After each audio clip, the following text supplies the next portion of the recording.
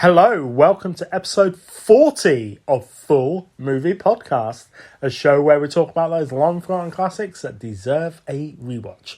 I'm Matt. And I'm Freya. How's it going, Frey? I'm super excited. Why is that? Because it's episode 40 and I know what we're talking about.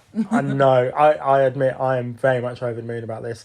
I mean, I can't believe we got to episode 40. I know, so quickly. I know. Who knows what the future holds? Episode 41 even. One can only but dream. And how are you? I am a groovy kung fu movie. Oh, that is good. I know. I'm just super stoked about today's episode. I even said it on something. I was talking to somebody about it, and I was like, yeah, so excited. It's good.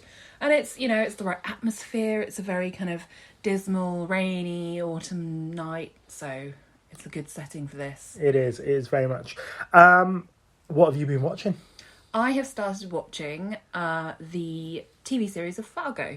Getting in the Halloween spirit, I see. Oh, all right. But I've also been watching a lot of crappy horror, but, no one needs to hear about that. What horror films? I can't remember. I haven't committed them to memory. It is just literally like white noise to me. Oh, White Noise. That's a film. That's a horror film to watch, actually. Mark Keaton. Yeah, I quite like that. Sorry, it just popped into my head. White Noise. Oh, yeah. There you go. There's a recommendation from Freya. How about you? Well, we watched the Mortuary. I can't say words. Mortuary collection on Shudder. Shudder. Yes. Shudder. Via Amazon Prime. Yes. We watched it on Shudder. That was okay.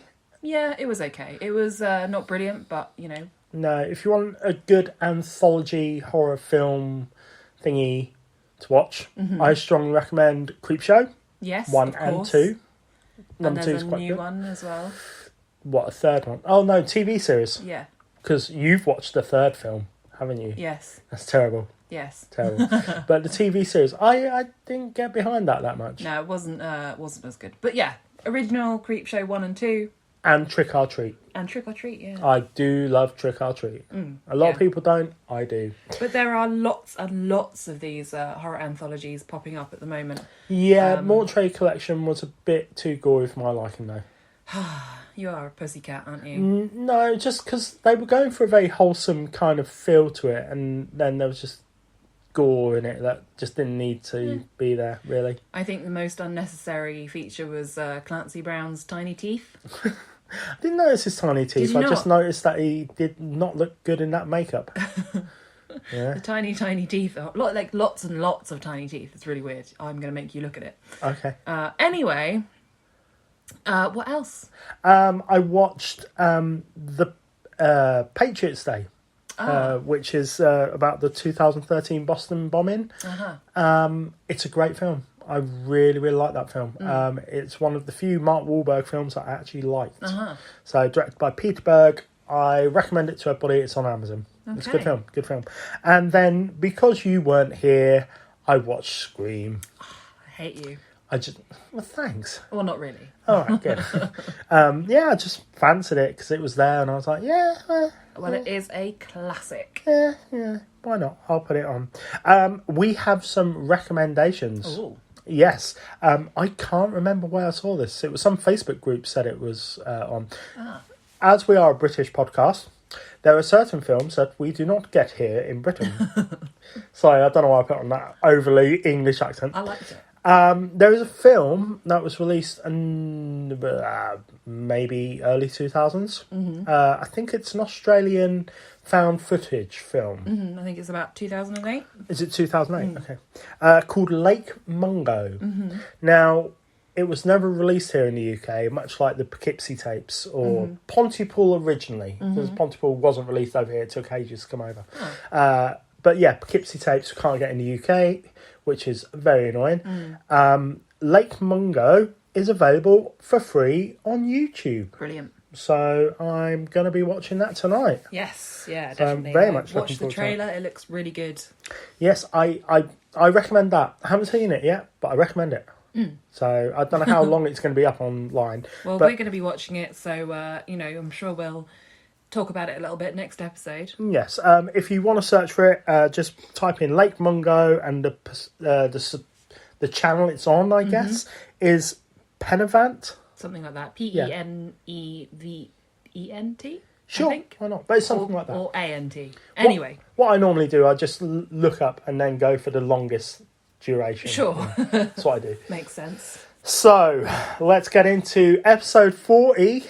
It's very exciting. It's a very special episode. Why don't you tell everyone what we are talking about? So today, listeners, we are going to be talking about possibly one of the greatest horror films ever made.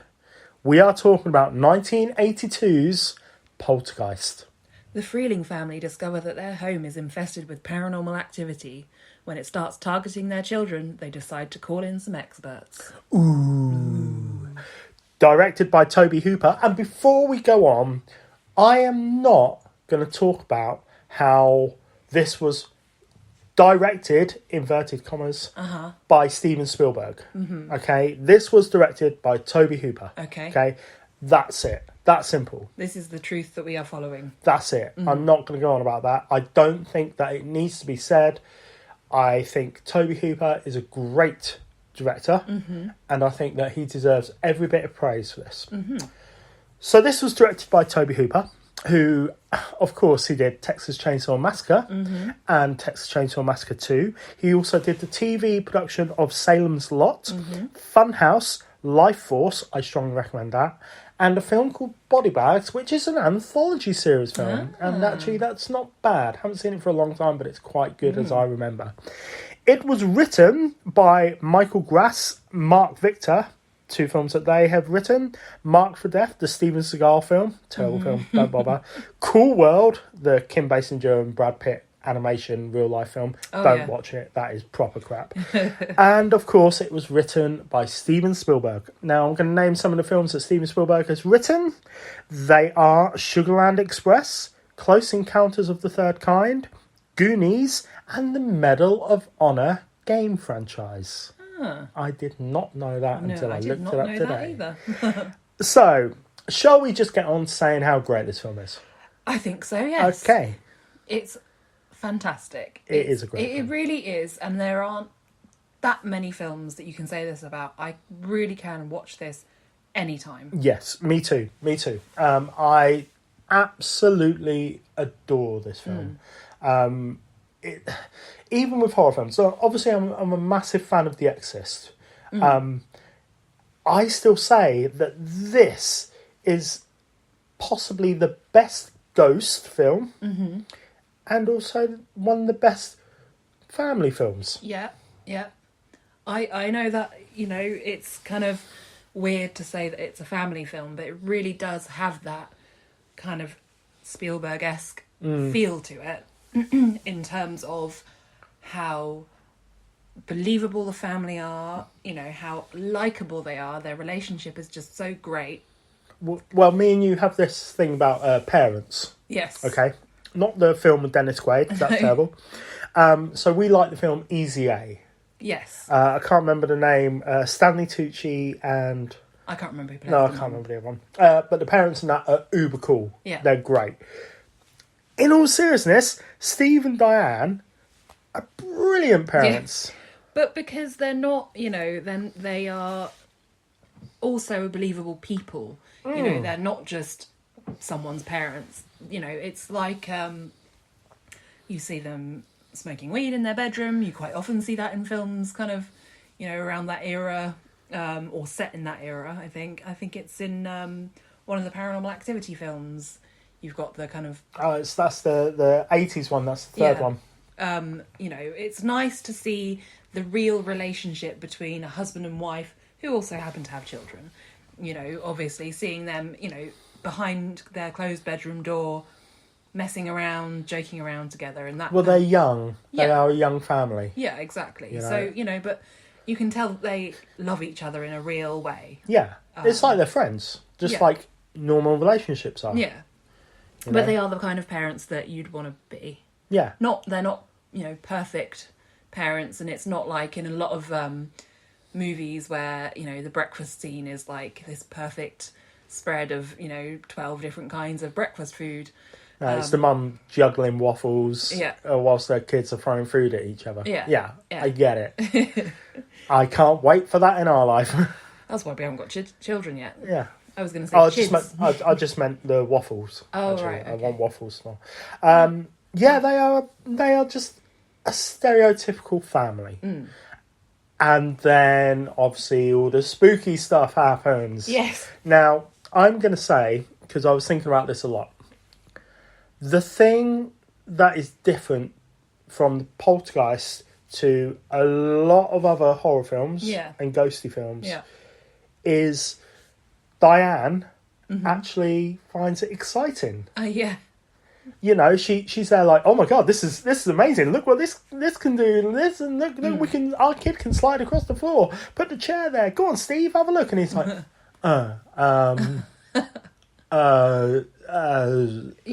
his reaction is a bit more conventional, I suppose, in that he's dumbfounded and then he's kind of... I think that's very realistic. Yeah, absolutely. You know? But I think that a lot of it probably helps because Carol Ann is the first one who senses something and she's not frightened. No, she's not. And like she's like, because at the start it's like, 5. Yeah. So she kind of, doesn't... She's, 5 years old. She doesn't understand that this isn't normal, I suppose. Yeah. And because she doesn't react negatively in front of her mum, I guess her mum is a bit more sort of like, okay, well, maybe this isn't something to be frightened of. That's a good way of looking at it, yeah. I mean, I don't know. That's my theory. No, anyway. I think that's a really good way of looking at it. But yeah, I do love the scene where, she's obviously been doing this all day, and to the extent that Carol Ann has got bored of it. Yeah, and she's yawning. Yeah. Yeah. It's just so good. And, I'd like to think that that's probably how I'd react. I hope.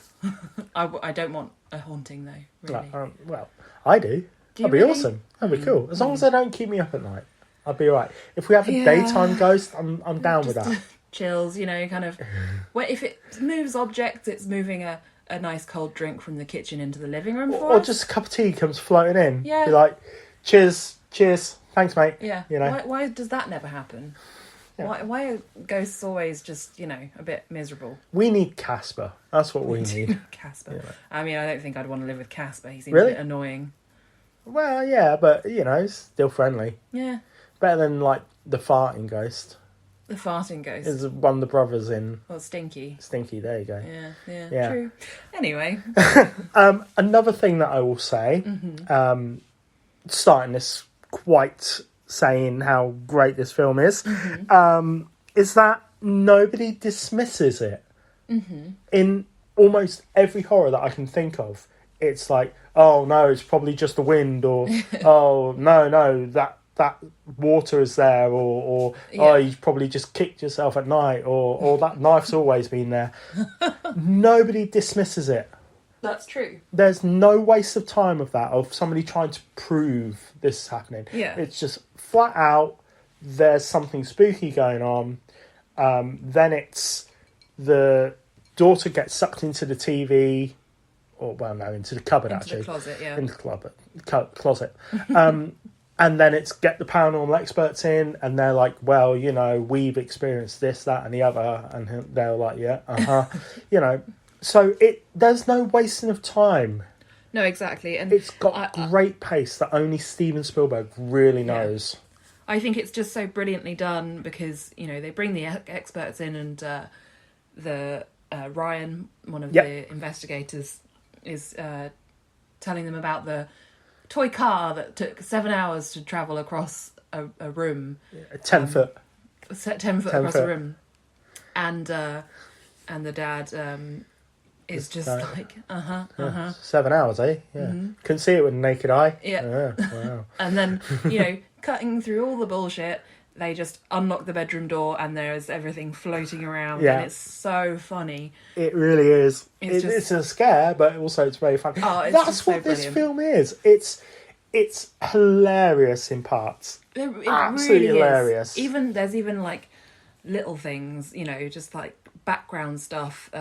Even when they're kind of moving out of the house, I think the dad trips over something and it's the bike. And it's just little things like that. Even like